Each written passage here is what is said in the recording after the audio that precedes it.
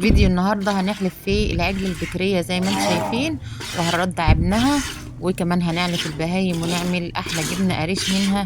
بس قبل اي حاجة هنسمي الله ونصلي على الرسول. اللهم صل وسلم وبارك على نبينا محمد وعلى آله وصحبه وسلم تسليما كثيرا.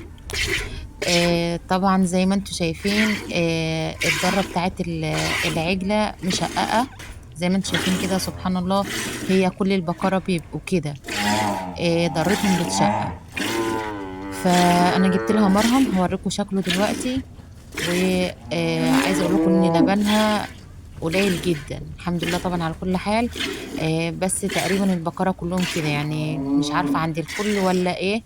لو حد عنده غير كده او اي معلومة عن الحوار ده يا ريت يكتب لنا في التعليقات.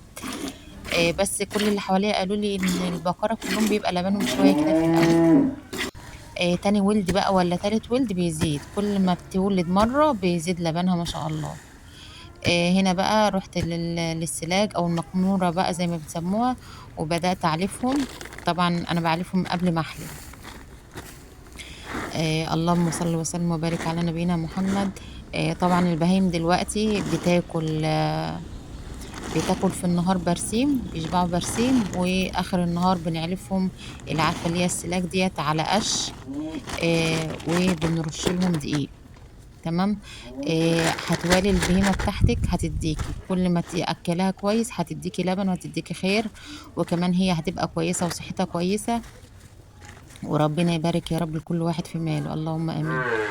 طبعا هنا كنت داخله احلبهم اعلفهم، والجماعه بره كانوا بيخبزهم. ويوم الفلاحين يوم كله تعب ومشقه، اللهم لك الحمد. ربنا بيدينا الصحه على قد المجهود ده. فاللهم لك الحمد. طبعا هنا علفتهم. دي الجاموسه الكبيره، طبعا دي شفتها معايا في الفيديوهات، حلبتها لكم قبل كده. و دي الجاموسه البكريه او العجله البكريه.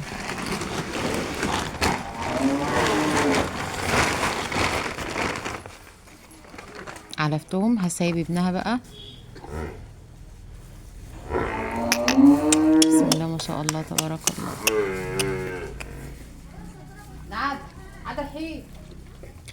هي المفروض العجل البكرية يا دوب بتبقى على قد ابنها بس، يعني اللبن اللي فيها على قد ابنها بس. بس انا باخد منه شوية علشان كان ساعتها عنده اسهال. فكل ما يبقى العجل لما يبقى عنده اسهال لازم تقللي اللبن وتاخدي من جنبه كده شوية. انا طبعا برش لها دقيق. ده طبعا دقيق الذرة، احنا بنجيب الذرة من فوق السطوح، بنقشره ونفرطه ونوديه ينطحن للبهايم.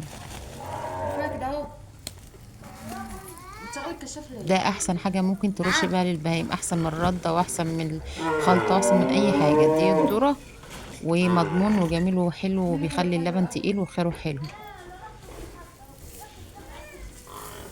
بسم الله ما شاء الله تبارك الله. طبعا الجاموسة دي هتتجنن، عايزانا ارش لها زي التانية. لما برش للعجلة الاول قبلها بتتجنن، تبقى عايزاني ارش لها هي الاول، سبحان الله. لو وصلتوا معايا لحد هنا حطوا اللايك، لو ناسين اللايك حطوه، ولو ما اشتركتوش في القناه عندي يا ريت تنوروني وتفرحوني وتكتبوا لي انتوا بتتابعوني منين. تعليقكم بيفرحني جدا وبيشجعني ان انا استمر. طبعا هنا كنت بجيب الحله ديت، الحله دي انا عاملاها كرسي كده اقعد عليه احلب بيه البهايم. بالنسبه بقى للناس اللي كانت بتعايب عليا ان انا بدخل الخارجه بالشبشب، انا هنا لابسه الجزمه البلاستيك الزرقاء اللي هي معروفه ان هي بتاعه الخارجه، ولكن انا ما بدقش. انا لما بكون رايحه للبهايم اي شبشب قدامي بلبسه. يعني طالما ما لقيتش الشبشب او الجزمه بتاعه الخارجه، يعني هعمل ايه؟ اقعد ادور بقى واوقف في حال نفسي؟ لا، بروح اي شبشب ولا اي جزمه قدامي بلبسه. بس يكون يعني حاجات بتاعه الخارجه وكده، مش هجيب شبشب خروج والبسه يعني. ودي حلبت الجاموسة، ابنها بيرضع شقة وانا باخد شقة زي ما انتم شايفين. عايزة اقول لكم الشقة بتاعتها ما بتكملش كيلو، ما بتكملش يعني، لبنها قليل جدا.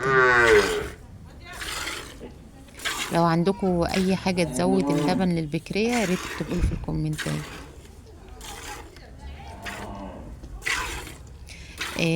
بصوا بقى الجبنة القريش بتاعتنا بتبقى عاملة ازاي. آه لو عندكم برضو اي سؤال بالنسبة للجبنة القريش بتتعمل ازاي من البداية للنهاية اكتبوا له وانا هعمل لكم فيديو. قصة بسم الله ما عادل. شاء الله، بحب اشوف اول صور العجل البتاع وهو ده بيرضع. اهو. سبحان الله، ده شكل المرهم اهو. تعالينا بقى. اللي فين كنت الكشاف اللي انت بحطه لها حلو قايلاه؟ جدا جدا. ودي شكل الجبنة. وانا بقطعها اوريها لكم دلوقتي قبل ما تتجبن كانت شكلها عامل ازاي.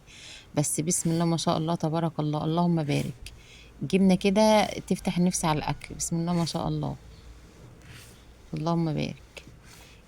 الشتاء اصلا كله خير سبحان الله.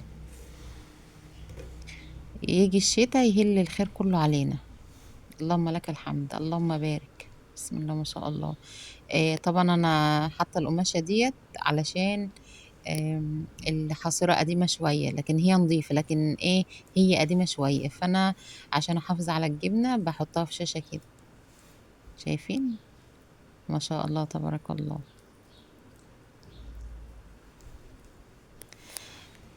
تعالوا بقى اوريكم انا طبعا هنا برش لها ملح الاول قبل ما ارصها في الصينية.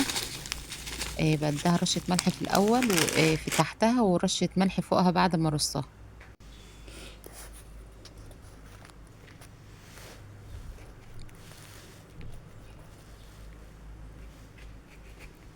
ربنا يحفظ لكل فلاح ماله وحاله ومحتاله يا رب، لان الفلاح تعبان جدا والله يا جدعان. آه، الاكل البهايم غالي وكمان الرش غالي والحاجه يعني الجبنه والزبده. لو يعني لما التجار بينزلوا في سعرها بتلاقي الدنيا مش لما حقها يعني. تحسبي الاكل وتحسبي الرش مش هتلاقي الدنيا لما نفسها. لكن لما السمنة سعرها بينظبط والجبنة سعرها بينظبط، لا الحمد لله ربنا بيرضينا والدنيا يعني بتلم نفسها كده. بسم الله ما شاء الله. بسم الله ما شاء الله.